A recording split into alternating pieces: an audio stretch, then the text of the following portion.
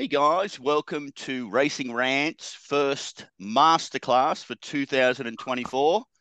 And we've got two incredibly special guests on at the moment, some of the preeminent successful analysts and punters that Australia knows over a long period of time, which I think is really important, not just a flash in the pan 1 year job, but been successful for 20 years. So it's really exciting to pick their brains about how they bet and how they analyze form.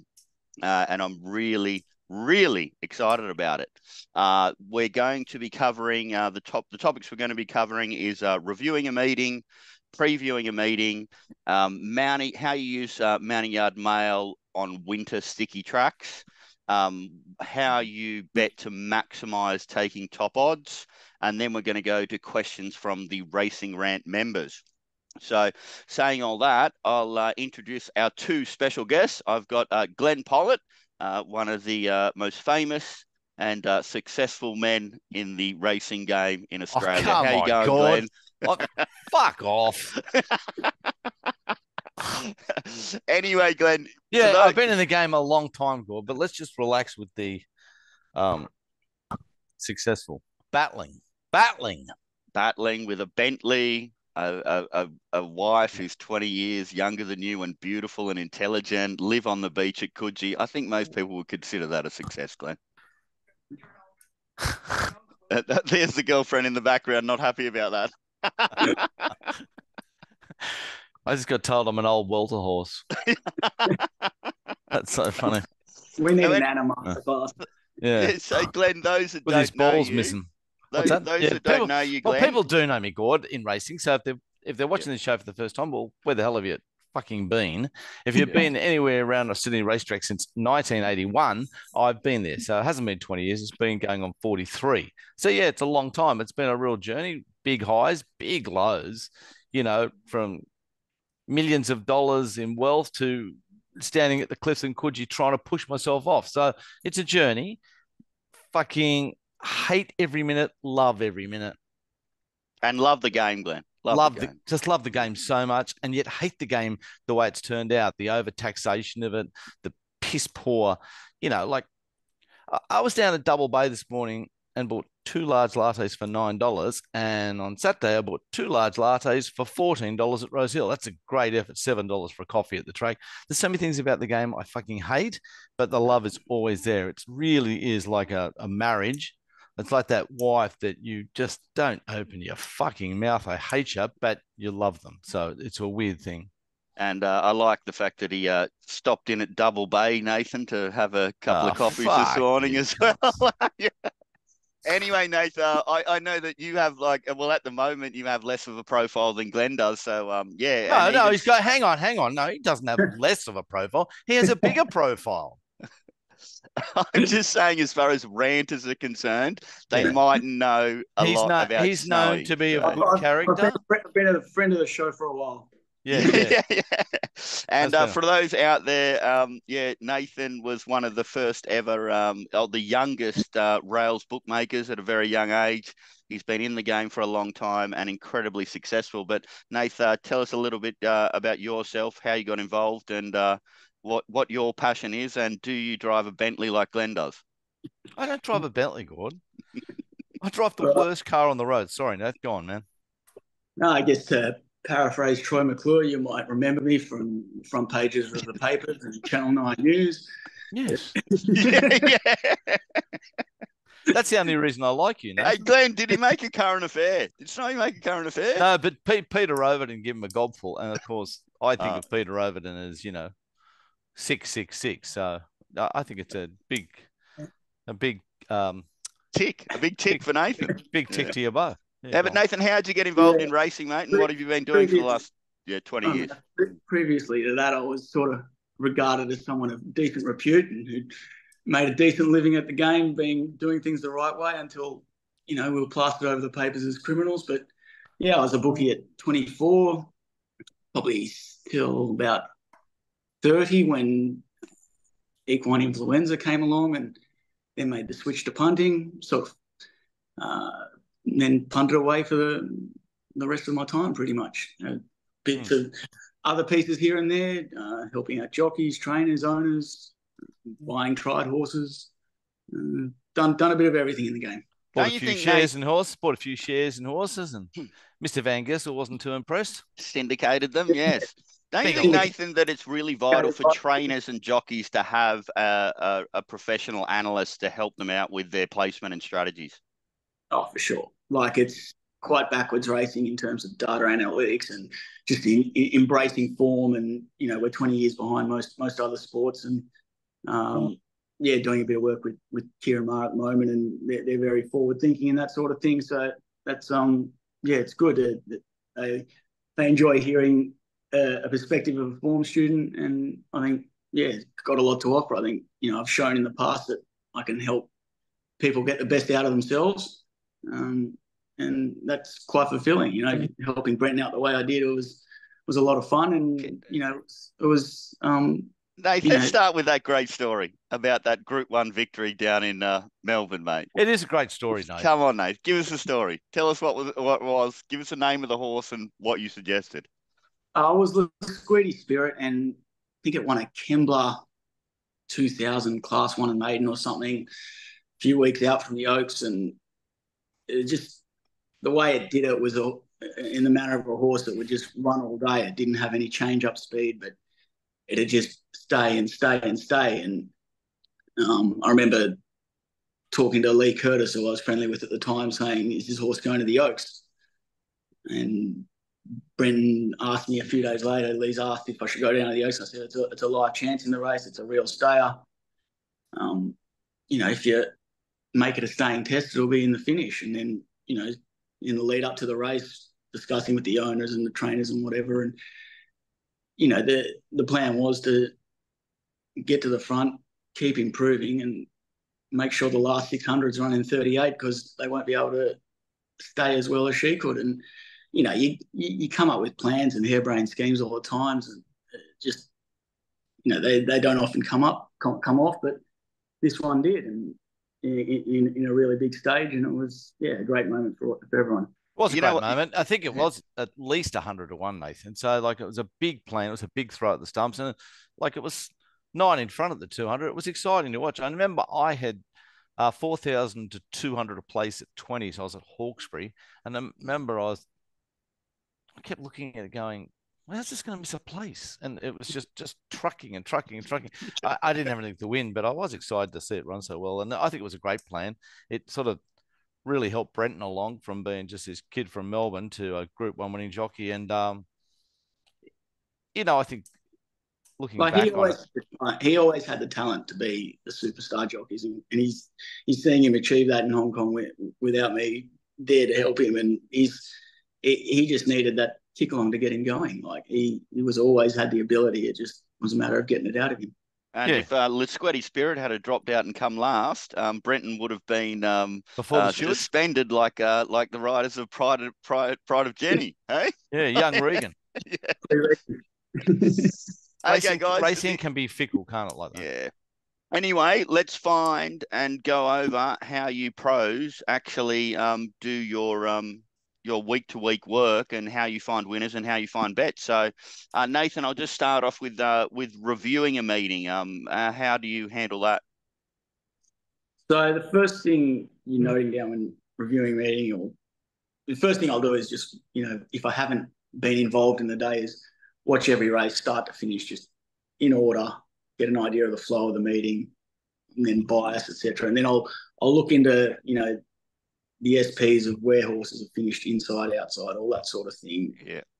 Overachievers, underachievers, trying to examine if there is bias. I see probably less bias than most, but it's still there, obviously. And it's just a matter of the degree of how much a bias is. Like, some, you know, as you know, Canterbury rails bias, super duper rails bias are different to a subtle, you know, 1 or 2 lanes are off at Hawkesbury. You know, it's so you're saying that there actually can be more betting opportunities finding analysing the subtle bias tracks, because it's less obvious. Yeah, but less obvious, but also, like, I think the obvious bias ones do get overplayed a bit. You know, everyone sees it, everyone's accounting for it. So a lot about, doing the form and whatever hasn't changed. But in terms of the betting in the marketplace and the runners you'll come up with are much different, because the market's very different to what it was in terms of a betting marketplace to 20 years ago. So, well, something I learned off you, and I'll have to admit that I've very rarely learn anything off anybody. I like to come up with my own solutions, but I learned off Nathan, and I'm not sure whether you still use, but it was a long time ago, mate. And then we were talking about biased tracks, and you suggested about overplays by the market later on in the day, and you can find some value results. Do you think that's still relevant in today's betting world? yeah, especially those runners drawn inside, because, when the fence is off, they're all aware of it now. All of a sudden, lane 5 becomes lane 1. And it's the ground you save rather than skirting wide on the track is far compensated. And you can drift off at the time you choose. And sometimes you don't even need to drift off that much if they're all getting off that much. The days of horses being bogged on the inside are finished. That doesn't happen. Doesn't happen as much. Doesn't happen. That's why, if you've got to have a biased track, one of those is so much more preferable to those stupid Canterbury tracks. Well, I mean, it depends on how profitable it is, but yeah, I understand that. Yeah, I think all horses. The worst scenario for a horse getting a chance is fence on fire. Just in terms of racing in general, owners, trainers, it's just like it changes things, and I'm sure turnover goes down at Canterbury as opposed to Randwick when they're coming down the centre. After that disgraceful comment from Snowy there, caring about owners and trainers, Glenn, I'm going to throw to you. Now, a lot of people are going to know Glenn because he obviously is the godfather of mounting yard mail and has pretty much trained everybody in Australia. And actually, there is a masterclass out there already on how he does that. But that was filmed about over 5 years ago. There might be some changes that we can talk about. But what people don't know is that Glenn is a fantastic form analyst as well. And he does it old school, pen and paper, which is slightly different to Snowy, I think, who is a little bit more computerized. I still got lots of pen and paper. What colour pen? Yeah. So, Glenn, I like to do things on pen and paper. Yeah, mate. As far as reviewing a meeting, how do you do it? Well, first of all, I go to nearly every meeting I can get to during the week. I get to 4 or 5 meetings a week. I watch the replays. I watch the horses parade. Obviously, I've done the form prior. I watch the horses parade and take notes. Then I bet. I generally disappoint myself. Then I watch the replay on course. If the race course, fingers crossed, has the replay channel up, which is big ass these days in Racing New South Wales for the old TVs to keep going, but fingers crossed. Then I leave the track. I go have a bite. I either go play cards. If I don't play cards, I come straight home and get straight into the stewards reports, watch the replays again of the day, sometimes twice. Always watch the replays twice when I've won. Generally watch them once when I've lost. I fucking hate watching them. It's just a punishing thing. And then I have a real good form bank going forward, maybe some notes on what the track was doing on that day. Always seem to struggle terminally when it's up the inside or fence on fire. Gordo, he can handle it like a bomb, and I can't. And then if it's down the outside any days, I know I'm unbeatable. I will win on the day. Yeah. So that's my happy place down the outside. That's the way I think. I'm always looking for strong horses that are going to finish off. I raced one Saturday. Like I came on the Friday show and said, well, this girl or whatever it's called, this is just going to win. And there he was. He was coming back in distance. It was in my little happy spot. 3 back, running 5th or 6th. Rory just smoking. He just clipped up, and at the turn of the race was just completely put away. It was $13 and $8. That was a fat result, but it was the only horse I liked. By the way, no. It got even shorter than that late, Glenn. It was truckloaded, man. That was a fantastic tip. Oh, well, it's just a tip. But anyway, but that's my happy place. That's my happy place. Up the inside is not. For all you viewers out there, I've got 2 people who are very uncomfortable with compliments. So we'll try and try and avoid that. Gordo, you've got to understand, I really know me. Yeah. You're saying you don't deserve the compliment. Is that what you're saying? I'm not much good, Gordo. Okay. Glenn, just start with your yard comments, and obviously you're writing them down on your form guide or something like that. How do you have access to them? Because I think yard is really important for the next start. Yep.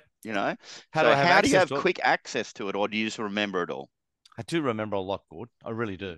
And I sometimes I look up things and check, what did that horse do? And that's right, that horse was that. And then also when you're looking at them and there's something that really takes your eye that is a negative, and then you see them the next start, you go, oh, I didn't do that last start. So, it's certainly not, it's not Jelko, it's not Matt Elliott, perfect crunching numbers, but it's just my way. Yeah.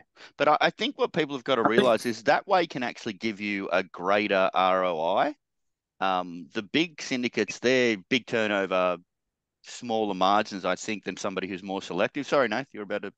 Yeah.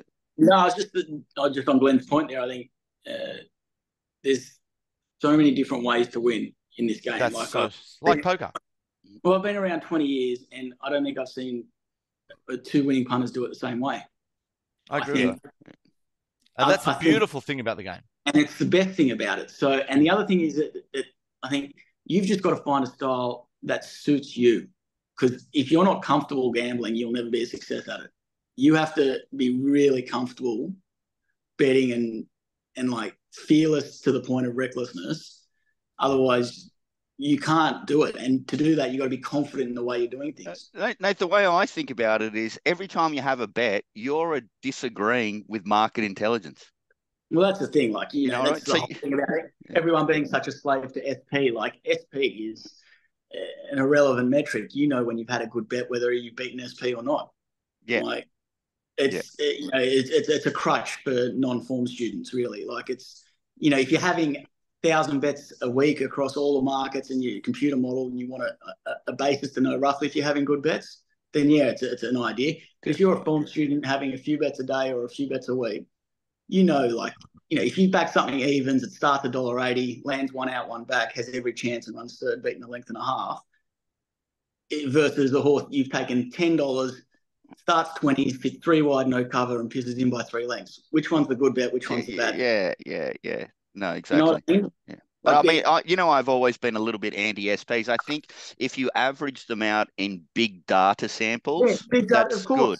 But in smaller data samples, I think what I say is SP averaged out on big data is a very good metric and probably near on 100% correct. But every single race, every SP is wrong. So, exactly.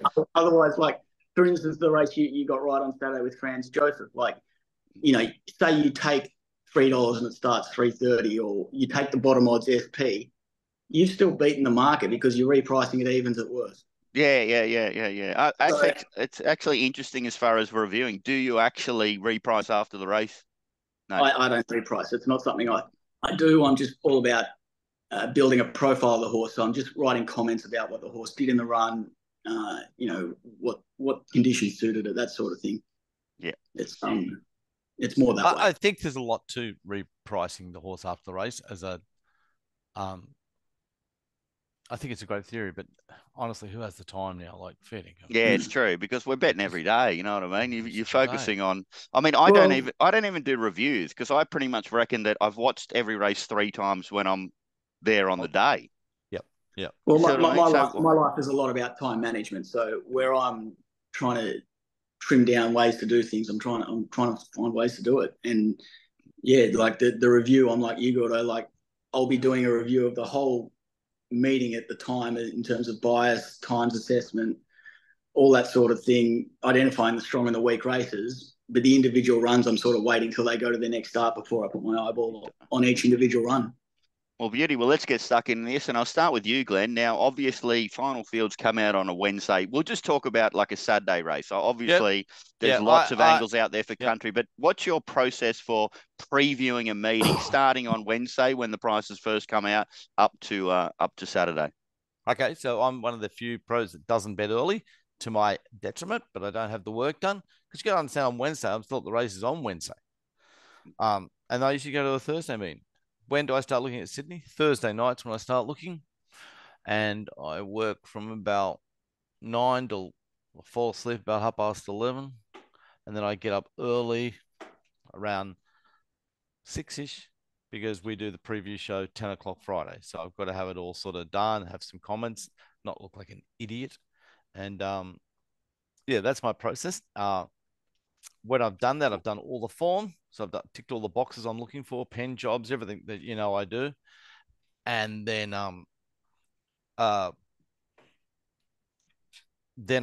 look up the trials on the thing, the unraced horses, especially the 2-year-old races. I like to have everything done there because I don't look like an idiot when Gord comes on and says this trial like a bomb and I can't remember. So because Gord's always on top of the trials and more so than me. Then So order, Glenn, there. So you start off just with like the notes you've taken about the horses previously. Then you look at some data. Then you do videos. Like what's the order you do stuff? That would be the order, Yeah. Good. Look at the acceptances, see who's in, check some notes. I've been waiting for that horse. Oh yeah, I know that horse. Blah blah blah. Then I get a form guy. I get a proper printout of the meeting, which I get supplied to me. And who do you use, Glenn, for your information? I just don't want to say Gord because I'm getting it on the bodgy. Okay. Yeah. We do have a question about what sources we use for information later on. So maybe Nathan, you and I can talk about that. I buy the Sun Herald and pull out the four-page form guide. Yeah. I miss the Sportsman. Oh, we all miss the Sportsman. Nathan. No, I used to get the printout and still buy the Sportsman just so I bought it. No, Glenn, that's about 6 hours to do one meeting. Is that normally the go? No, that's about 6 hours to do one show. Oh, then you do more form after the show. Friday afternoon, I'm buttering up on tapes. Yeah. Friday night, more scratch. Generally 25 scratchings that come through. I'm changing maps and thoughts. See, I'm doing the form for Saturday now, but I've got to have all the work done for a Friday show, which comes out about midday at Racing Rant. And we try to provide a good product. The three of us give 100%. That's me, Gordo, and Mark Lambourne, of course, an esteemed Sydney judge. And special guest Nathan Snow, of course. Yeah. But he doesn't. Hey, listen, he did one Friday show and fucking 5 races were cancelled. Don't even give him one rap. Seriously, that's it. We're going to have to dock him. We're docking his pay, Glenn. You only get half pay, no? I think I've got every race wrong too. So that's all right. So that would be my process, Gord. So right up to scratching time. And then, of course, I leave as early as I've got to leave because for some fucking unbeknown reason, Racing New South Wales needs to put on 10 races on Saturday, including a highway and a midday. Oh, we've got to look after the country people. It makes no sense to me at all. And people like me have got to get out the races at 9:30 on a Saturday morning to secure a table to put computers up and get there an hour and a half before, should be in bed scratching my balls. So things have just changed so much. The midways and highways, I just think are a complete failure, especially I think it's put people off going to the races. It's made the day too long. Why we can't fit them in on Wednesdays, I don't know, but that's just my little gripe. Okay, you've got your little grumpy rant out of there. Saying that, Glenn, interesting that you say you adjust maps obviously with final fields day of racing. Okay. Yep. But obviously we've got the Racing New South Wales maps these days. Which are pretty good. Yeah. So are you just using that to save some time, their maps, or are you still thoroughly doing the maps yourself? No, I write some notes down after each race and put together my little map, whether it be right or wrong. Oh, I know this horse, so you could go, that'll push on. And then I look at the Racing New South Wales maps and maybe say, I look at a different point of view. Okay. So it's just like a safety valve for you rather than a primary. I would say somewhere in between that. Okay. I give it a lot of respect. I think the boys who do them in that Racing New South Wales do really good jobs. Unfortunately, they become a bit self-fulfilling. Everyone reads them and they think that's where you're supposed to be. Well, and they're in the jockeys' rooms too. The jockeys read them. And they go, look at me. I've got to be fifth, the fence, and asleep. But that's the problem is that, like, if they're not in that position, they feel like, they've ridden against the rules. Yeah, done something wrong. But I used to spend a lot of. Well, obviously, we're just talking about a Saturday Sydney race here, okay, a metropolitan race.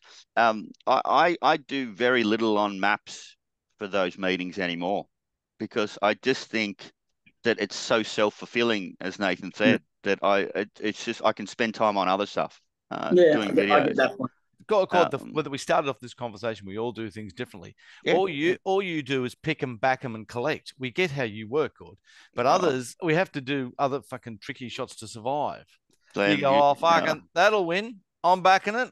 I'm going to watch it win. And when it gets beat, you go, I don't give a fuck. Where's the next bet? Well, I've got to say, Hong Kong was sensational last night. So 3 bets, 3 winners, all in my price range. It was a lovely evening. But anyway, after failing in the punting competition on Saturday, I needed a pick me up. So you needed an ego, Rob. Yes, I did. Well, I'm such a bad loser, Glenn. So, it's yeah. Anyway, Nate, as far as your process, I mean, you might even be starting before final fields. I'm not sure, but I mean, what's your how do you preview a Saturday Metropolitan meeting? So Saturday Metropolitan meeting, I will be looking at the noms for the role I do elsewhere. So that sort of gives me a little start, just giving an idea of which races are strong and weak. But when the fields come out Wednesday, obviously I'm betting Wednesday afternoon. If we've got dual acceptors in that need a decision by 5, I'll have to do those races immediately. So I'll be doing those. And then Wednesday night is when I usually get into the races that we have runners in. So they have my opinion on Thursday to help me make a decision. But in terms of the actual process for it, like the first thing I'll do is, look at the weather map, because you don't want to get caught out betting early. And what I will say is 80-90% of my betting happens in the last 10-15 minutes. So okay, so you're very fair orientated then, are you, Nath? Or bet fair, fixed odds on track. The different ways, but like I find I'll still have a few early bets, don't get me wrong, but I'm just trying to limit those to horses that I think are completely the wrong price and horses that I really, really like. Yeah. Unfortunately, the landscape we have here in Racing New South Wales with the current administration says that we can't have bets until not after 9 a.m. on Saturday morning, despite fields coming out at Wednesday. And despite other states instituting NBLs from when the prices go up without any issues whatsoever, I can only see the only reason we haven't done it is either laziness or just not wanting to follow a good idea from another state and just pure pettiness. Sometimes the wheels of bureaucracy, they turn slowly, don't they? It could be done with a flick of a switch. It's been seen to be done well in other states without an issue. There is no reason why it shouldn't be done here.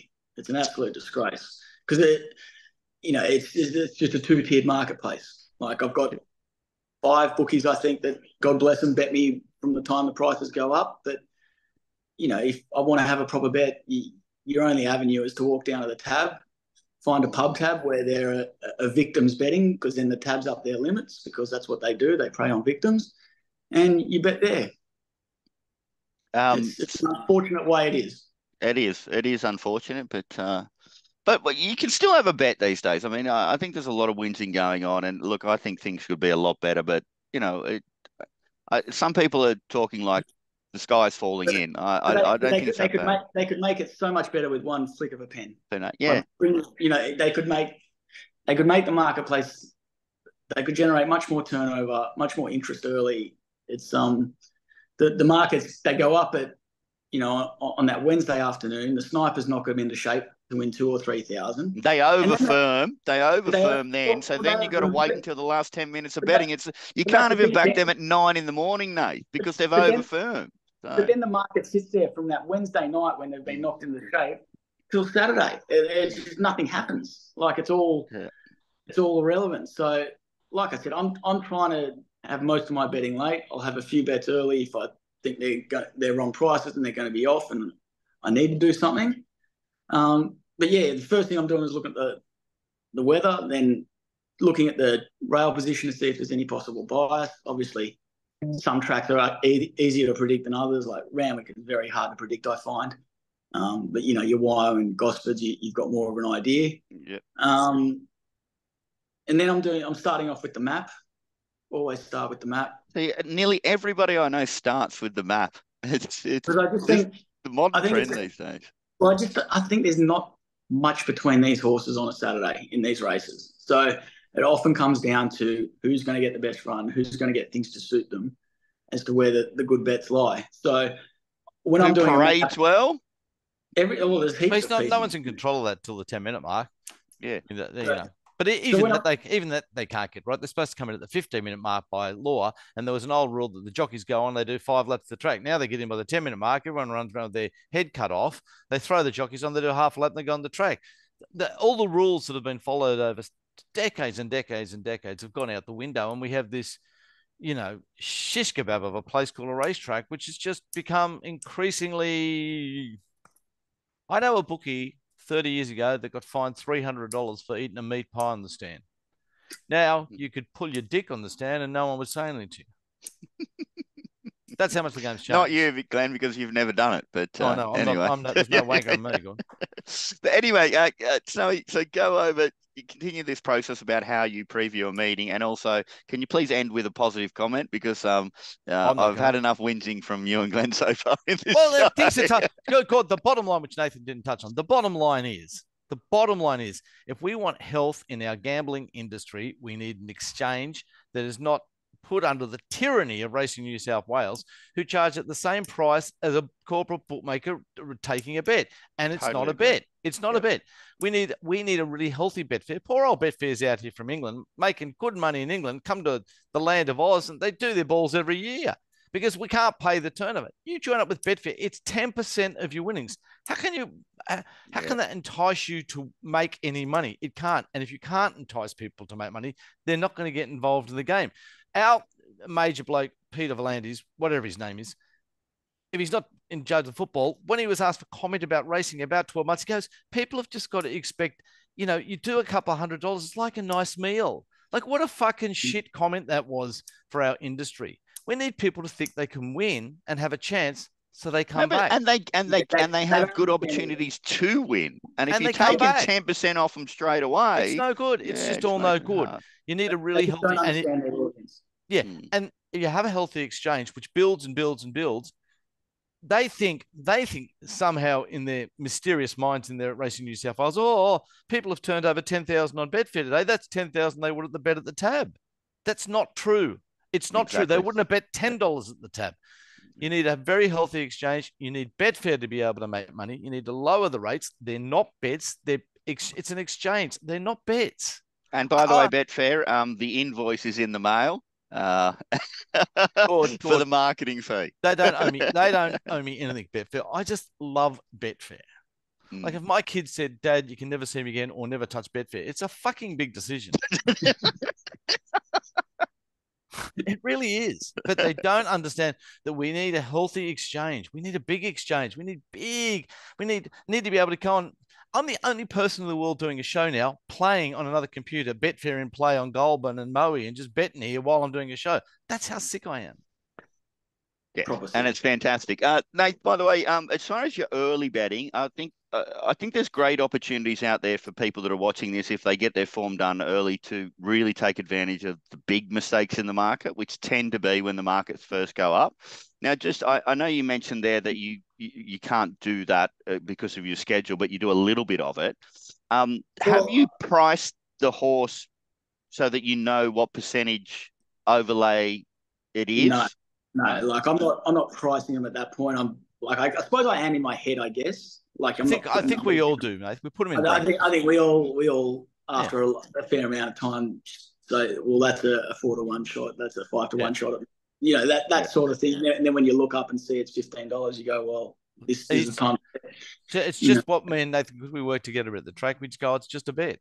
Yeah, it's a bet. I love that statement. It's just a bet. You don't really have to overthink it. You go, fuck. And Nath, just another question there. Now, obviously, if you're thinking in your head, you haven't priced every horse, but you think it's a 5 chance, okay, and it's 15. Do you back it each way or straight out? No, well, it depends on the horse and the type of race. Like, there are certain horses that are a better place bet than others, just their racing style and how consistent they are. Whereas you might have a 20s chance that's a real inconsistent sort of horse, but its best puts it as an 8-to-1 chance.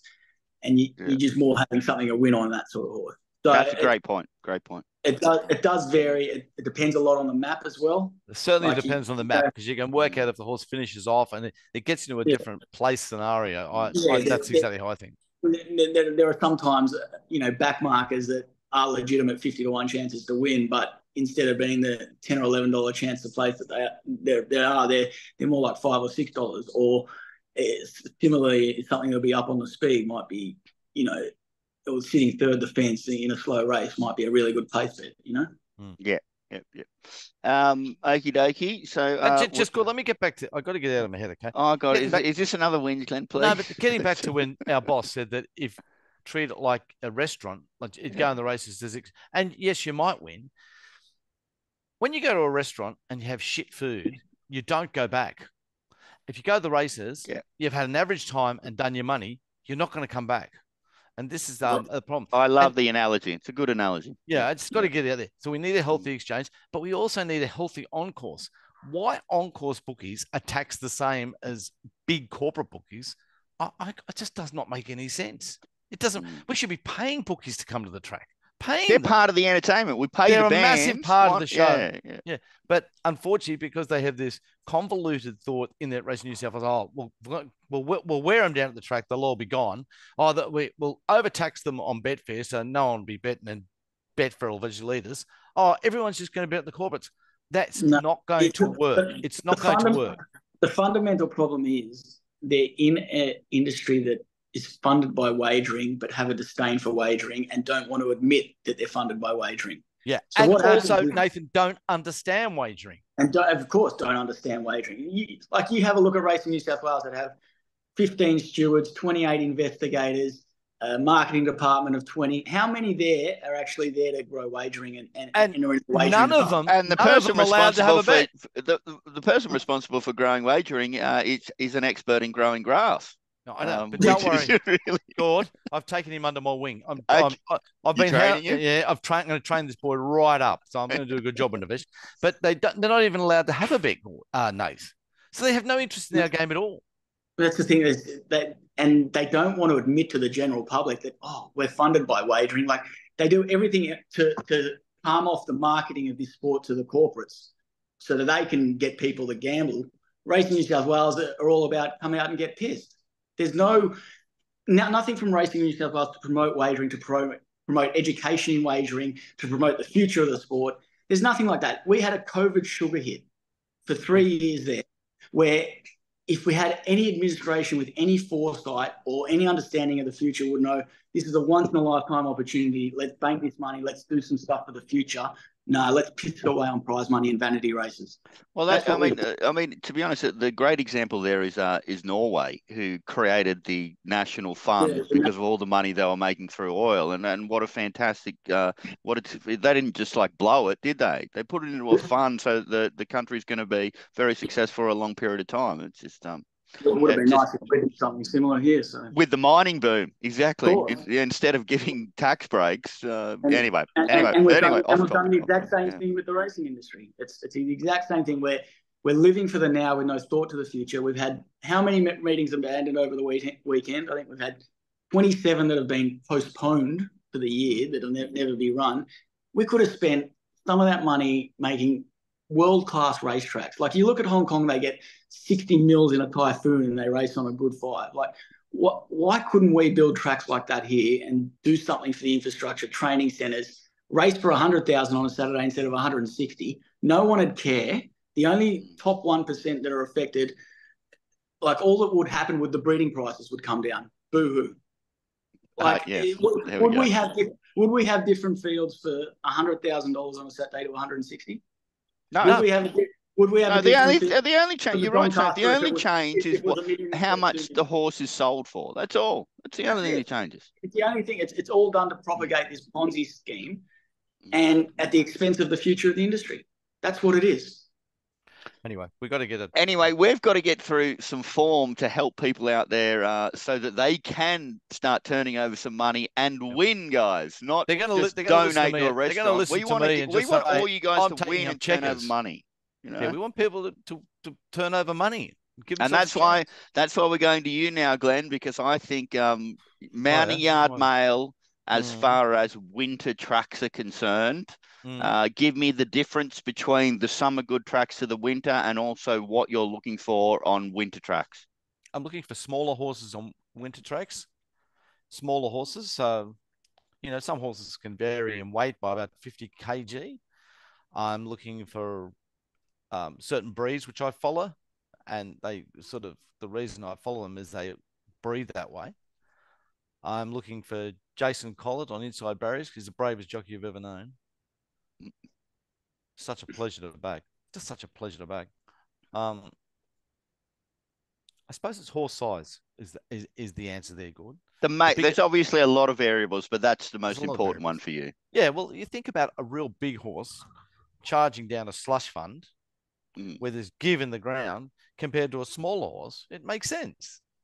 It does. So don't you think that we should bring in what Hong Kong has, where we get the weight of the I'll horses? give you the perfect example. Nathan's third darling child is a young lass who's 10 or 11. She's the size of a whippet, but she just got beaten in the Australia Beach Sand National titles in a controversial finish, and I reckon she won. But you put her up against a kid of the same age with 15 kilos more, there's just no betting. Because she's like Jesus, and she just runs on top of the sand rather than digging into it. Does she have an advantage or a disadvantage? She's a bit of a marvel, actually. Nate, how much attention do you pay to the mounting yard? Are you down there at the fence watching the horses, or is that not something you do? He's a student. I've been an apprentice in the yard the last couple of years, trying to learn and soak in the wisdom as best I can. Doing a good job. Have you found anything to put into the way you bet? I won't use it to change what I back, but it'll change the staking, if that makes sense. Sometimes things will parade really poorly, but they still win, but I'll have less on them. And, sometimes you'll see something and go, oh, I wasn't expecting that to look so good, and then have another look at the form and throw something on it. But it's always been in that basket of horses you might be thinking of betting. You know what I mean? There's probably somewhere, I don't care how good you look, I'm not backing you. You know what I mean? 100%, 100%. It's exactly what it is. It's just another little thing. It's just good fun. It's good fun standing next to Glennsta, watching him give the jockeys a spray and the stewards a spray. It's always fun. That's entertainment as well. See, Racing New South Wales should be paying me for that too. 100%. The fans love it. You should hear everyone around. They love it. Well, he's the Pied Piper, Nate. I tell you, he's the one yelling out, fight, fight, fight. That was me at school. The jockeys love it. I reckon the jockeys that don't get a spray, they're like, oh, what am I doing? They feel left out, yeah. And sometimes security looks at some of the things that Glenn says and are like, should we kick this guy out? Like, you know what I mean? Like when it's part of the jockeys love it. Everybody loves it. Just but the funny thing is, like when 20 years ago when I was first out there were a dozen Glenstas yelling at the jockeys. Okay, let's move on to this last topic, and I think this is probably the most vital one, guys, and it's something that I'm not good at, so I'm really interested to see what Glenn and Nathan have, which is this like when to bet, how to spot when to back a horse because it's about to firm, or whether it's going to blow and you're going to wait. Glenn, I've seen you in action, like out on course, and your ability to get top odds is absolutely sensational. But can you give us some tips about like how you pull it off? Things have changed so much over the years. Of course, 30 years ago, you'd be on course and you watch the 18th bookie down there being attacked from the left wing and the right wing, and you trot out the back, and you could just move all around. The way to secure top odds is to, for any young people there, is just open your fucking eyes and take it in, work it out. Now, the firming on course and horses firming from the start of betting is all to do with Betfair. If horses are trading at $7.20, $7.40, and the bookies are only $6, the $6 isn't going to firm. But then all of a sudden, the $7.20 to $7.40 becomes $6.20, $6 lines up with the $6. The $6 is a take. There's lots of so you see that when you've got your computer out at the racetrack, and then you run over, and there could be a guy there at 650 still who's a bit slow to turn it off. Glenn, I get bets all the time that are well over the Betfair price. Yep. Oh, thank God for Betfair. And so things like that, I just use my like reading the marketplace. Don't go, it's I know because you've done it for so long, you say, it is an art. I mean, I've seen like Mark just go, oh, this one's about to firm. And then It does. 2 minutes later, it does, and he's not even looking at an actual price change. It could be volumes in particular columns on Betfair, or, you know what I mean? Something like that. Well, also because I've also trained up all the biggest syndicates in this country for the Mounting Yard Mail, they've got people out there watching. So when a horse does parade really poorly, I know they're going to be against it.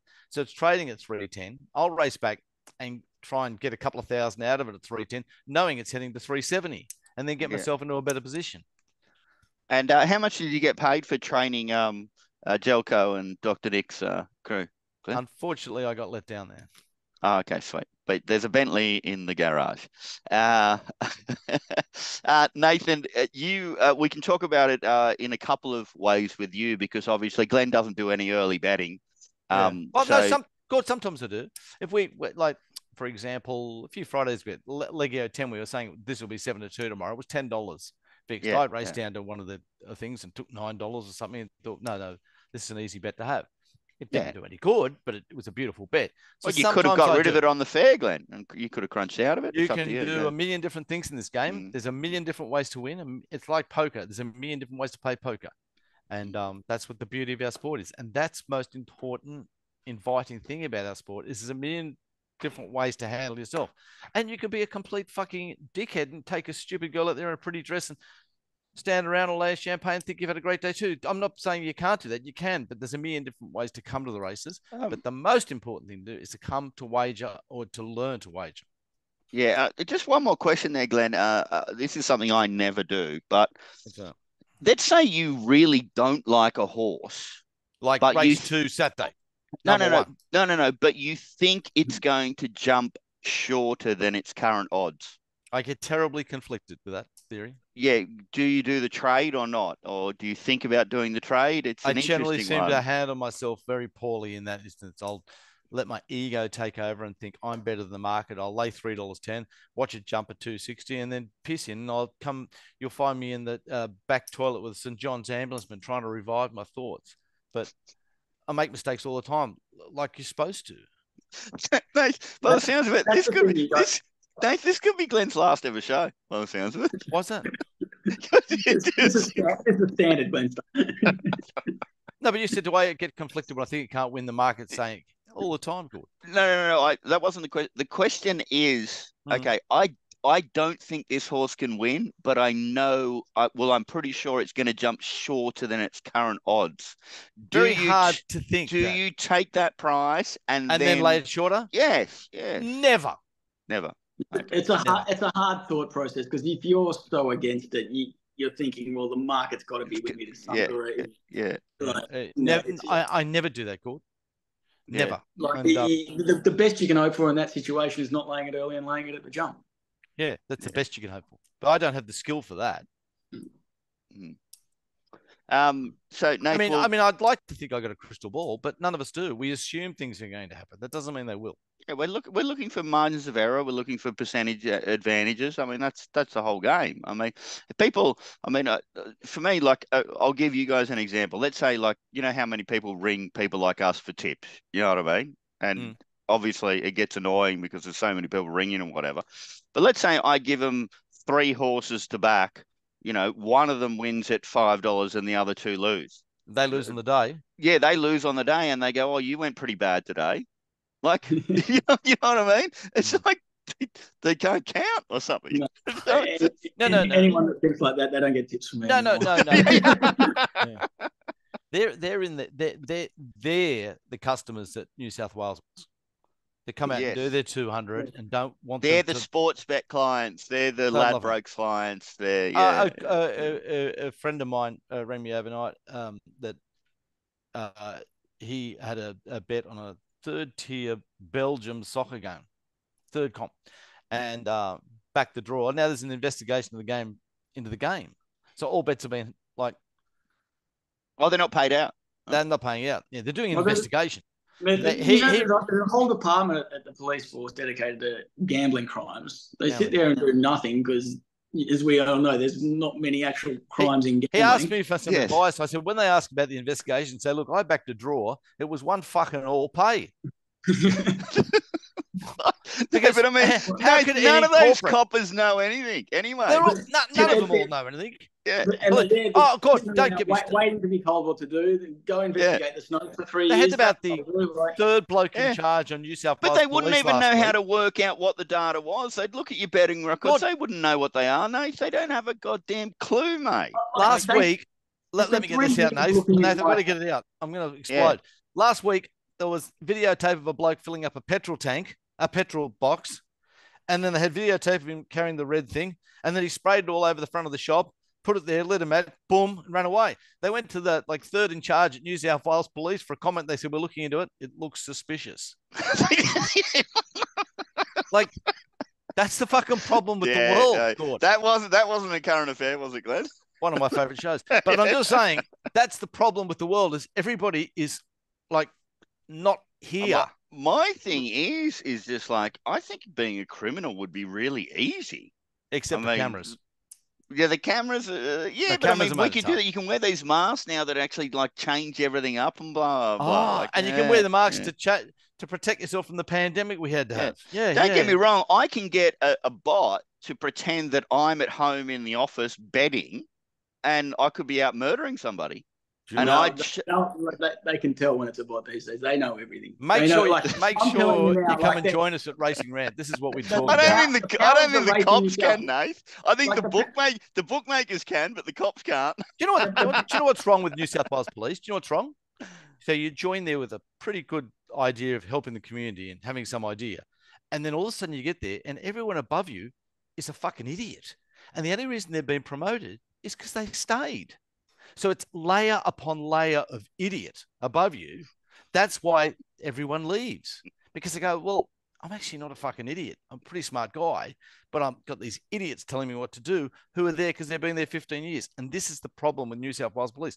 Look at the minister, the lady minister. She can't spell cat. Well, what about the previous minister was trying to be put on the NRL board, the Racing New South Wales board, couldn't get on there. Like, it's what goes on. The relationship between Racing New South Wales and the police is as tight as anything. Like they've got the power to. Racing New South Wales have more powers than most police forces. They can do phone taps. They can. I had phone taps for God knows how long. I had an investigator follow me and me around and stake out my house and then show up at my office. Like, they've got more powers than most police forces in the world, granted to them by the government, with no oversight. It's a disgrace. It's a disgrace. They've got no oversight whatsoever. They're judge, jury, and executioner all in one. And you need separation of those three things to have proper justice. And worse than that, you've got a media that has abdicated its responsibility as like the watchdog. Yeah. All it is a propaganda firm now. So they're not holding the people in power accountable, and this is across most media, but especially in racing media. And what you have is a complete dictatorship where everyone's too scared to say anything. Yeah. And by the way, thank you for listening to me about half an hour saying let's move this into a more positive direction.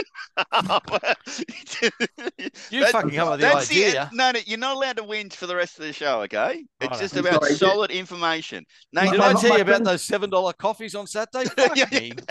Nate, can you tell me about how my dear friend Joffy said he wanted the return of Angry Punter, so here he is. Nate, just a short bit on how you get the top odds, which is important. Yeah, it's important. It's something I'm still not very successful at. I often, if I'm really keen, I'll have the full bet early, but I'll often break up my bet because I'm not 100% sure if it'll firm or not. The other thing is, you're looking for Betfair to line up when you're betting, obviously in the last 10, 15 minutes, but everyone's looking at Betfair to line up. So if you're waiting till that last moment and trying to go to the corporates to bet, you'll be beaten in by someone else, and they'll often be rejecting the bet or changing the price. So you often need to be the first mover rather than the tagger, if that makes sense. You need to sort of be predicting which way the fair's going, and that's a bit of a tough skill in itself. A question here. What I told a person who is a really smart sort of semi-professional ex-bookmaker, but never was a professional gambler. And he said, I'm just losing on the fair all the time.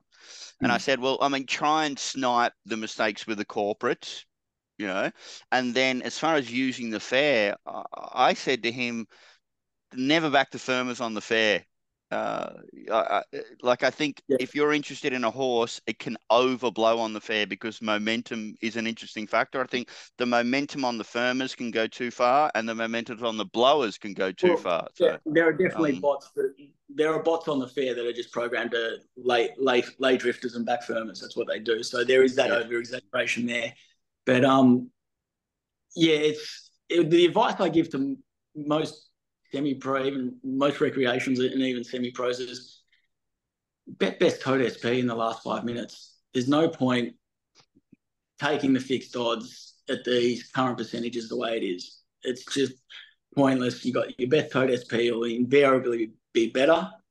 Don't try and be smarter than the market. And you've got security there too, Nath, like in case you are dramatically wrong, because sometimes syndicates get involved in that last 3 minutes and you could just be way off the mark if you've taken fixed odds. Exactly. And if you're not adept at reading markets, and I've been doing it 20 years and I still get plenty wrong. So it's tough. So I'd be just saying best tote SP is your friend. Unfortunately, it's a product I can't get, but to the recreationals, go for it. I do have to say, obviously watching Glenn for like 3 or 4 years and the prizes he took, it's amazing how gifted he is at being 100%. able to take fixed odds. Gifted. Yeah. I played out you back all the wrong horses, Glenn, but you get the best prices, mate. Okay? Is that fair? It's good. You snack on SP. As I said to the kids on Saturday night after I came home, there was no food for them. I said, enjoy snacking on SP. We beat SP with the bets. So my comment is, mate, you can't eat SP. Is what I say. Anyway, as I said before, it's the most overrated metric. You know when you've had a good bet on it. Well, that's really interesting, and for to have such a a professional say like late, there's nothing wrong with best tote SP. I think is like information that like a lot of people wouldn't realize, Nathan. You know what I mean? They'd think it'd be the opposite, but I'm in total agreement with you. Let's move on to some questions. So we have JJ the judge, who is a semi-professional himself, does some fantastic stuff. Lives down in Melbourne, is on top of everything to do with racing and does awesome form. He said, could you guys touch on factors the syndicate, the market, love and hate? Also, any general principles you look at this time of year going from wet to dry tracks or vice versa? One example, does a start on the heavy take the speed out of their legs if their next start is on a dry surface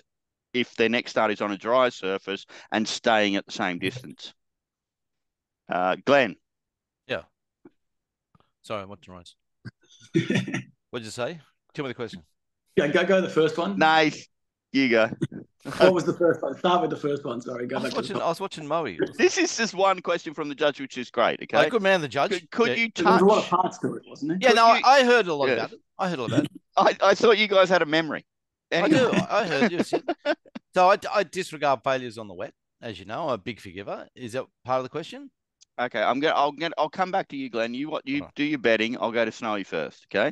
Right. And I think this is a really important question. Can you touch on the factors the syndicates love and hate, because that's so important?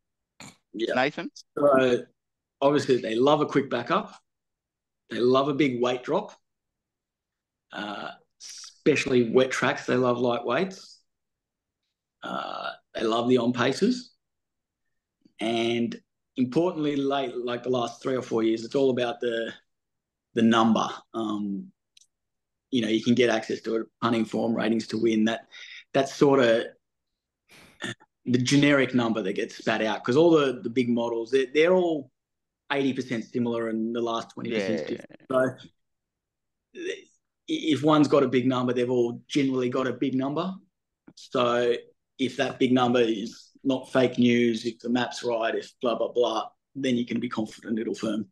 Yeah, that is brilliant information. They're all the factors that I absolutely, totally agree with. Glenn, I don't need to worry about you. I don't need to answer that question now because I completely... No, but you can answer the second part of the question.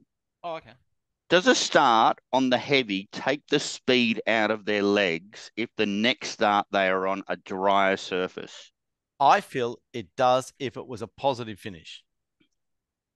What does that mean? Oh, you don't care if they come 20 lengths last, is what you're I saying. don't care then. Yep. Yeah, yeah.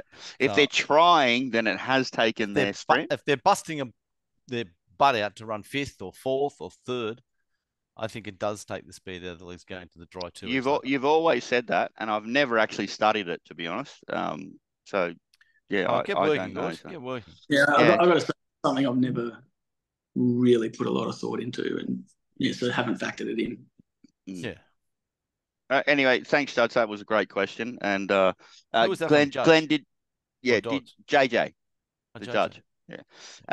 Glenn, judge. did your horse win? More importantly, no. Did you lay it? He laid it.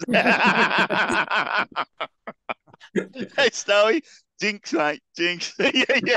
Saw that little twinkle in his eye. Oh yeah.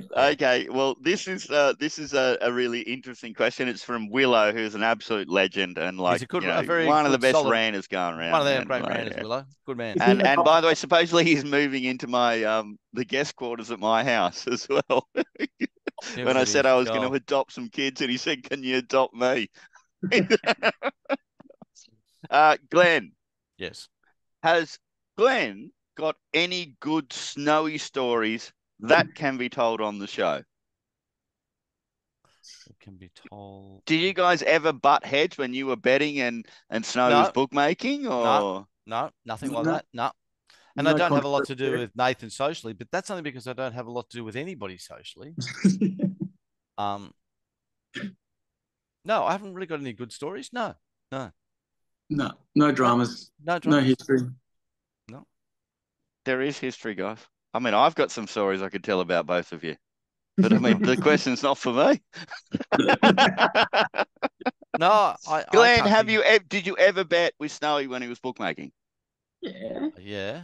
Did he ever reject a bet? No. No. No. Snowy, who won? You've got the ledgers. Did you win or did Glenn win in the betting history of everyone, competition? God, everyone beats me. You know that. I'll tell you a funny story. I made a brief comeback for one day about 5-6 years ago when father-in-law went over to Perth for the weekend. I stood up and Glenn was out there betting, and he came along and he took $8 a horse. And as he's paying for the ticket, I said, "Glenn, look." It was now $8.50, and he said, "Oh, I remember that." I do remember that. You got him back because that's what Glenn used to do when he was bookmaking. Oh, that's awesome, Nate. Yeah. Yeah, when I was bookmaking, I used to go be $1.95 something, and everyone was $1.90, and I'd have them 40 debt. I say, "Look, I'm telling you, it's not going to last long. This price is going to change." And I bet the 40 blokes, and then I go evens. It's just betting, Gordo. It's like. By the way, did the horse win? Of course not. And it started $10. Oh, so good, so good. Well, that is a good story. Now we have Ryan B. I do remember that twirl. Now you say that, Nate. Anyway, Ryan B. What's he gonna say? Yeah, this is a good one. Best websites to use to do the form if you're not willing to pay for a database like Ratings to Win, Punting Form, blah blah blah. Glenn? Well, I think Racing New South Wales puts out a really good form guide, great videos that, like what I don't mind getting stuck in them because I'm unhappy about a lot of things, but their form guide is 8.5 out of 10. Their video, one clicking button with the full steward it's great. It's like basically 10 out of 10. Always loads up pretty quick, no problems. That's a great place to go. Racing Australia's got an okay website, and of course, RaceNet used to, but I don't know if you got to pay for it now or anything. I'm not sure, but I think you still get general form from RaceNet, but if you want the extra bells and whistles, there's a cost involved. Okay, what about you? Free info. Oh, I sort of echo what Glenn said. That, like, for all our criticisms of Racing New South Wales, the website's exceptional. Yeah, I agree. Mate, I think the website is better than Hong Kong. And, I hold Hong Kong as like the bee's knees. No, agreed. I think it's just very easy to use, like, for anyone, and has all the info that you need there, really. So and to think the replay of the race comes up about 20 minutes after the race when you're on course, you want to just sit back with them in race 4, it's at race 6. And I just think that's just fantastic. I think that's too long for me, Glenn. Like, I want to watch the race as soon as the race is finished. I want to watch it again. It's good. Straight away, said Gord. Yeah. It's interesting. I do think just if we're New South Wales centric, obviously the stuff you can get for free in Hong Kong is sensational, but I'm sure like ask Kaz or Sooty or whatever, they can sort that sort of stuff out for you. For me, if you were in New South Wales and you just had Racing New South Wales and RaceNet, I think that's enough information to be profitable. Obviously, once you get a little bit more, you do need extra information than that. But I think from a starting position, you can definitely do it with those two. Yeah, well, there were heaps of us that just survived with a sportsman early on, so it's very similar. Yeah. The 800 meter, what was it? The 400 meter and the finishing post. That was it. And I just circle horses that outperformed. God, we used to get cassette recordings of the race meeting, and you check the tapes. It'd take you 15 minutes for one horse. You got to go back 7 tapes, rewind, fast forward. What the fuck? Tape gets stuck. Kick the machine. I was telling someone the other day that you know how we're just talking about on the website. You can click on, you can see a barrier trial from anywhere in New South Wales. Yeah. 15, 20 years ago, there were maybe 10 or 12 of us getting the barrier trials. That was sent on a VCR express post to us. You had to pay $40 a week for it. Trials from the week for all from But Newcastle. What an edge, Snowy! What an edge, mate! And it was a huge edge. Like it was almost like horses that nowadays would be $3 would go up $7-8, and it would happen all the time. And but yeah, like everything's different now, of course. But that was an edge that eroded. But by the way, it's good that everybody has access to this information because we want turnover, 100%. Man. Like 100%, it was an inconvenience to have to get them mailed out and pay for them, and obviously the way it is now is much better for everyone. Yeah. Next question is from Bill M. In RANT previews, we often hear about trainers/stables being on fire or out of form. How does this happen? And how much consideration is it worth, Glenn? I don't know how it happmes. Years gone by. Well, you said feed, Glenn. No, but just let me just. We're talking about trainers going away. Yeah. I was thinking about the trainers going. Like years gone by, Gay used to go overseas twice a year, and you could like really count on the stable having a downward turn because we used to always laugh on the show. The orgy was on with all the stable stuff, but now with this young Adrian Bott. He's fantastic, isn't he, Glenn? He's fantastic. Just fantastic. Yeah. He's unbelievable. He's just been, I suppose he's got before every morning for 10 years and Gay's been in his ear. He's turned into a mini Gay. Like he's a real credit.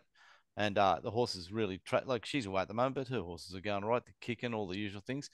I think when they change feed, we can see times that happens. Now, I don't know if they're changing feed, but just got to assume. And, I think it's a change of feed. It could be a barrier change. It could be different track work riders. It could be so many different factors. And our job isn't to try and understand why. It's just sort of to pinpoint that it's happening. Yeah, the graph's low at this stage. Yeah. Like Grant Buckley hadn't ridden a winner in 92 winners. Got on the show, says, let's count him down to 100. I think his next 10 rides, he rode 6 winners. So things turn all the time. You did the same to Portelli? I did the same to Portelli. I think... obviously, I can't track this stuff, but from my experience, people don't realize how important track work riders are.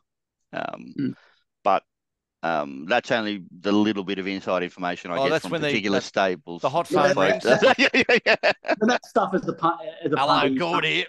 Sweet. Or you can be trying to identify is trainers going through good and bad streaks, and like it's not so much even in the the data that, last 3 months, last 6 months. It's just horses exceeding expectations. But Nate, you know what the important thing is and the edge is? If it's just about winners, everybody can see that data, okay? But it's not. It's about the 20-1 shot that only gets beaten by 1.5 lengths rather than 4 lengths. And then you go, oh, that stable's going better, which means instead of being pricing a horse 8s, I can price it 6s if it's out of the same stable or something like that. You've got to get that subtle and in depth. But... occasionally you talk a bit of sense, Gordo, and that was it. Well done. It's like when It's like when you're playing cards and your phone rings from Belgium. They're saying, listen to the third division. It's going to be a fucking draw area, Glennsta. You just get on. Well, they used to bet on some of my games. And yeah. How dare corporates bet on third division European games, and when it gets stitched up, they want to whinge and put on investigations? Like, come on. That's the thing, that all the product is there for is to get the victims betting. Yes, exactly. Give them options to lose money. They should not be betting on this rubbish, but they do it because we turn around and stick it up their ass by 1 inch, and they want to scream and squeal. It's just so funny. What a great game. Okay, the next question, and this is from like a proper pro. Can Snowy explain why GP is known as Diamond Glen? I've noticed Diamond Glen. I don't understand. I've never heard this before, but it's from. He's been on the track 50 years. Diamond. But no one's ever called me Diamond Glen. Can Snowy explain why GP is known as Diamond Glen? Well, it must be because he shits diamonds. This is from a professional. I don't know. I think. Did I steal some once in my career? I might have stolen a bag.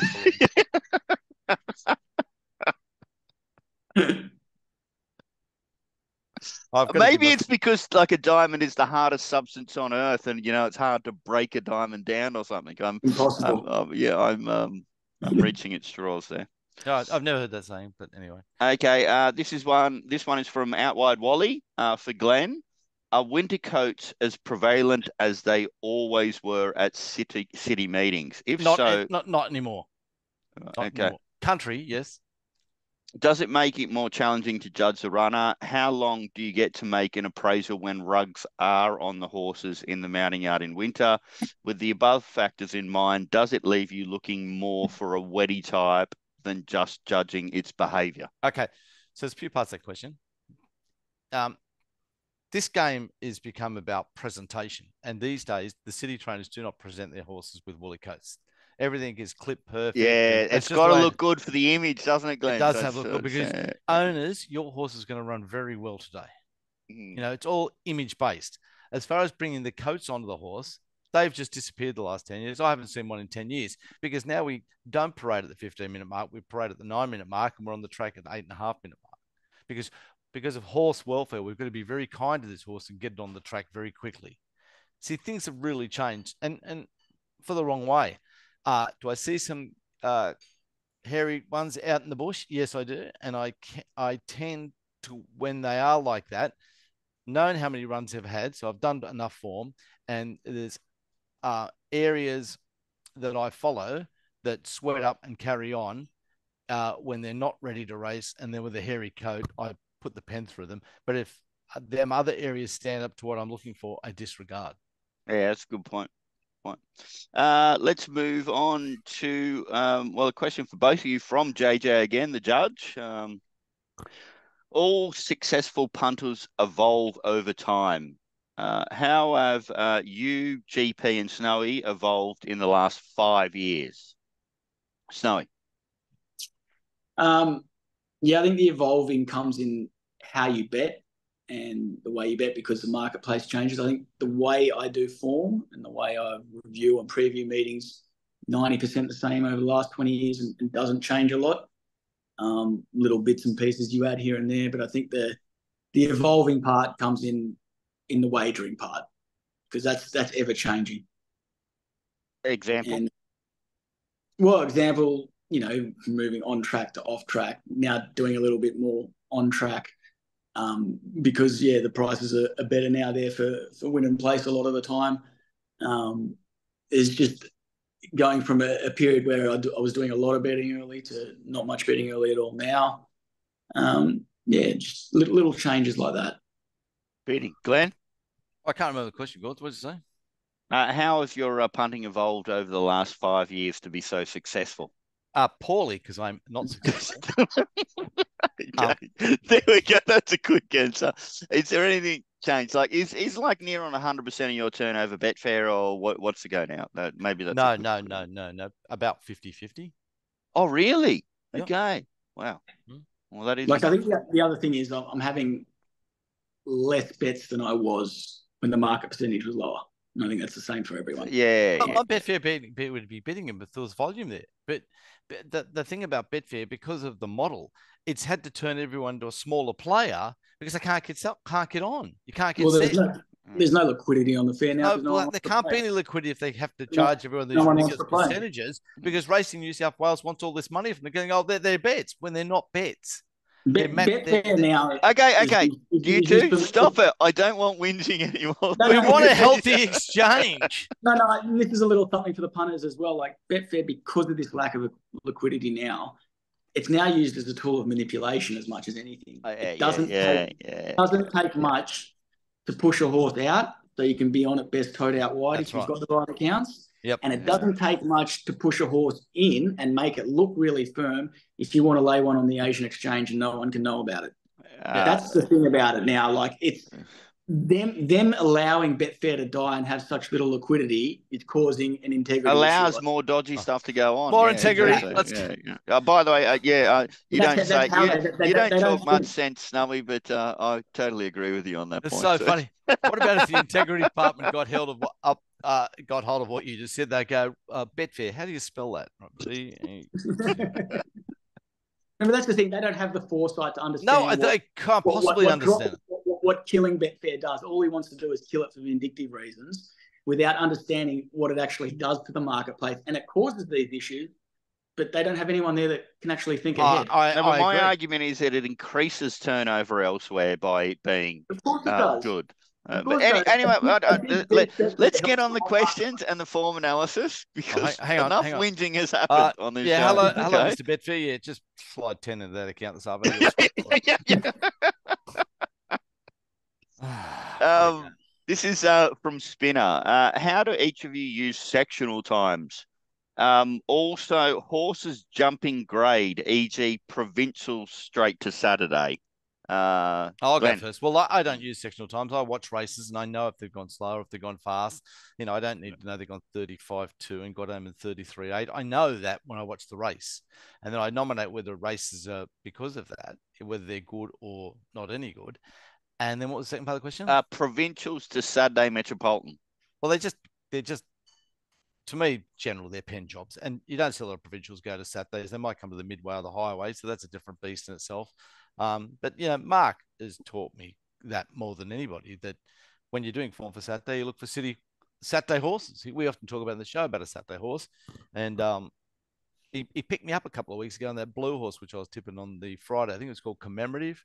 And I said, I think it's the only decent Saturday horse in the race. And he got all stirred up and said, oh, where's it Saturday run? Because he was quite right. It hadn't won on a Saturday, but I just felt it was a Saturday. And it was truckloaded and it was a great bet. So I don't know whether it's Yeah, but provincial. That wasn't a good example. Just trying to just pump my tipping up there. Nate, those two questions, sectional times and provincial to Saturday Metropolitan. So sectional times is one of those things that used to have a bit much more edge. Now everyone's got sectionals. Everyone's looking at them. Obviously, the key to sectionals is reading them. Like everyone can look at the same numbers and come up with different things. It's tough because you don't want to be guided by the sectionals too much. As Glenn says, you can see a lot when you're watching the race. So what I find a lot of the time, people will be quoting, say, a mid-race squeeze from this sectional where it's gone the faster sectional from the 8 to the 6 or whatever. And then you look at the actual sectional in the race and it's run, 11:59 and the average sectional for the race was 11:66. Like it hasn't actually done anything. Yeah. So all these numbers and breakdowns by 200-meter sectionals, I think, are overblown. I think you use the sectionals as a real guide to the pace of the race. When the pace went on in the race is really important. And the most vital stuff, of course, is those closing last 6, 4, and 2. The last 2 is really important, deciding whether you want horses going up or back in distance. I think that's the most important use for the last 200. But you want to be able to see horses sustain runs for more than 200 meters. Is what I'm saying. And provincial to Saturday. Yeah, well, I've got no issue with it's all about the class of the race and what they do on the day. So it was like, one we got very wrong in flight. We both found it out of a provincial race. No. But I mean, hang on. Irrelevant, that track condition on Saturday. A Gosford run. A Gosford run. No, but I'm still not upset about that. I mean, that was a weird day on Saturday. Oh, God, you're never upset by a losing bet. Doesn't bother you. Look, it's a losing bet. We move on. But he only gets upset if he's had 7 losing bets. Then he's dead. Well, I just copped the money from Franz Joseph in the previous, so I wasn't too upset. Wrong part of the track. Anyway, so for me, I actually do think, Nathan, that sectionals are really important if you are going from provincial to Saturday. I'm not sure if that's what Spinner meant, because you know what I mean. Yeah, you combine the two. Yeah. Like for me, if you're going for provincial to Saturday Metropolitan, I want some serious sectionals off that provincial run. Like I want to see you doing something comparative on the day that's special. Like you can't be doing what the rest of the provincial horses on the day are doing. Exactly. And another thing you should look for too, guys, is that at Gosford and Wyong, if horses don't get the opportunity to get their momentum up at the right time and they really ping late, that's a sign you can go to Metropolitan and be competitive, and you can get prices about those horses. It's just another little thing. And this is from one of the biggest gamblers in Australia, for Snowy. Is this Matt Taylor? A lot bigger than that. There's none bigger than Matt Taylor. Well, doesn't it? Oh, you mean Kingsley or Matt Taylor? I don't know. Matt puts Kingsley in his pocket now. Like he just walks around with him. Okay, What are you talking about? You're just cheering up. What do you mean? No, Snowy's just won $100 off Matt Taylor for the name drop, mate. Matt Taylor's huge now. Fuck, I need someone to buy it. I'll ring him. Just give him a call. He'll flip you 10 no dramas. Something. Early v late betting. How do you determine when to enter the market? And then he wants, obviously you don't need to go into too much detail, but your profitability percentage wise from early plays to late plays. So the early plays where I bet up in, that's probably where a lot of my good money comes from. These days, so you could make 30% on the early plays. For sure, but I'm only having a small number of bets. Yeah. But I'm having much bigger bets on them because they're the bets that they really stick out. When you're doing the form on a Wednesday or Thursday night for Saturday, and it's just like, well, this is really sticking out. How do I get on this properly? Blah, blah, blah. They're your super, as you say, primary bets. and they're the ones you obviously have your best results on over the long term. But obviously there are fewer of those bets than your normal bets that you have to have. Like the other bets are a grind. Do you ever think reduce the workload and just concentrate on the primaries, or you know what I mean? It's hard. There's just not enough of them. Like unfortunately, you can't turn over enough. Is that what you're saying? To make a good living in this game, you've got to be able to turn over money. So that's why I do a lot of the place betting, a lot of the quaddies, all that stuff. Yeah, you're looking for ways to turn over money and sustain yourself. Beauty. Thanks for that. And then the last question, Glenn. Is this the end of the show? The last question, mate. Yes. This is from Trapper Dave, who's a legend. G'day, fellas. Might be a basic question, but I tend to rate track and distance winners highly. Yes, there's other data to mix in, but how highly do you guys rate this basic piece of form, Glenn? I rate it massively. So do I. Yeah, agree. I think if you're doing the form in a basic sort of way, it's a great place to start. If I'm trying to tick boxes on horses on fire, I'm when I'm doing my early donkey work, that stat alone gets 3 ticks, and I don't give any horse more than 3 ticks. It's one of my major stats. There you go, Trapper Dave. I think all three of us are in agreement. And you know what? Those little ones, like he's saying, like obvious, but obvious stuff is beautiful, man. Lord loves obvious. Yeah. Sometimes we overcomplicate this game. It's not a game of rocket science. Like, yes, the algorithms are very sophisticated and whatever, but me and Glenn proved that you don't need to be some sort of genius to grind out a living with this game. Well, I totally disagree because I think I've got 2 genius guests on the show. Some of the greatest gamblers in Australia. And they're super intelligent, they're witty, and they're funny, which shows great intelligence as well. I did get 99 in the HSC, but unfortunately it was out of 500 the year I went. I am a fucking dead set Derek.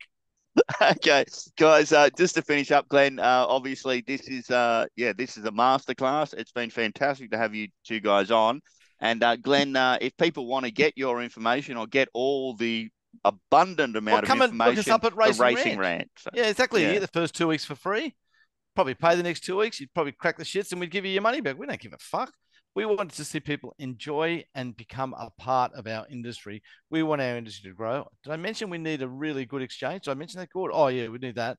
And have a lot of fun with your betting. Don't make it. Yeah, I noticed that Snowy has given up on trying to reinvigorate the totalizer pools in Australia. There's been no comment of that.